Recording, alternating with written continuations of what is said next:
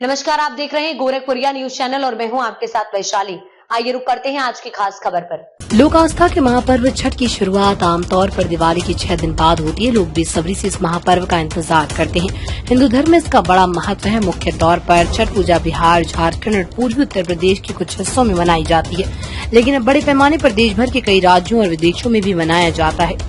छठ पूजा में सूर्य देव और छठी मैया की पूजा का विधान है। वैसे तो ये पर्व वर्ष में 2 बार होता है, एक चैत माह में और दूसरा कार्तिक माह में।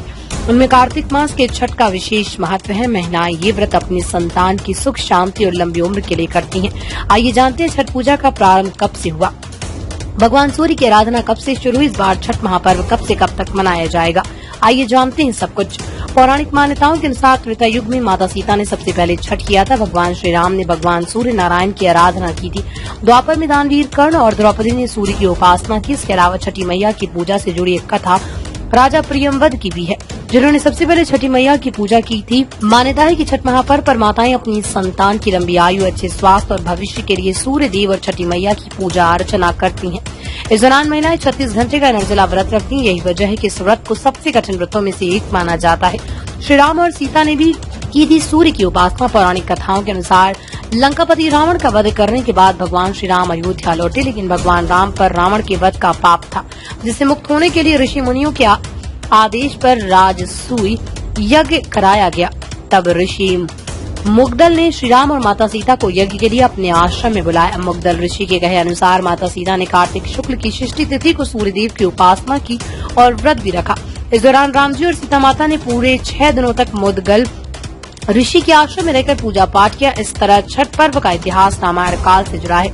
बनारस और मिथिला पंचांग के अनुसार हर साल कार्तिक मास के शुक्ल पक्ष की चतुर्थी तिथि की छठ पूजा का आरंभ हो जाता है। ये महापर्व पूरे 4 दिनों तक चलता है।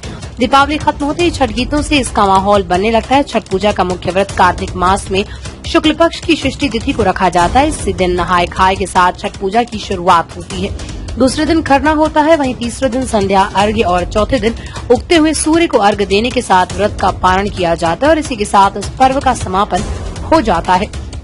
नहाय खाए कब और क्या क्या होता है इस दिन? नहाय खाए से छठ पूजा की शुरुआत होती है। इस बार 5 नवंबर यानी मंगलवार को नहाय खाए है। नहाय खाए जैसा कि इसके नाम से ही स्पष्ट होता है कि इस दिन स्नान करके भोजन करने का विधान है। नहाय खाए के दिन व्रत करने वाली महिलाएं नदी या तालाब में स्नान करती हैं। यही नहीं, नदी में नहाना संभव न हो तो घर पर भी नहा सकते हैं। इसके बाद व्रती महिलाएं भात, चना दाल और लौकी का प्रसाद बनाकर ग्रहण करती हैं। छठ पूजा खरना पूजा में किनकी आराधना होती है? छठ पूजा के दूसरे दिन को खरना कहा जाता है। इस बार खरना 6 नवंबर यानी बुधवार को है। कार्तिक मास के शुक्ल पक्ष की पंचम तिथि को खरना का प्रसाद बनाया जाता है। इस दिन माताएं दिन भर व्रत रखती हैं और पूजा के बाद खरना का प्रसाद खाकर 36 घंटे के निर्जला व्रत का आरंभ करती हैं। छठ पूजा के तीसरे दिन शाम के समय नदी या तालाब में खड़े होकर अस्त होते सूर्य देव को अर्घ्य दिया जाता है। इस बार 7 नवंबर यानी गुरुवार को पहला अर्घ्य दिया जाएगा। इसमें बांस के सूप में फल, गन्ना, चावल के लड्डू, ठेकुआ सहित अन्य सामग्री रखकर पानी में खड़े होकर पूजा की जाती है। छठ पूजा के चौथे और आखिरी दिन उगते हुए सूर्य को अर्घ्य दिया जाता है। इस बार 8 नवंबर यानी शुक्रवार को दूसरा अर्घ्य दिया जाएगा।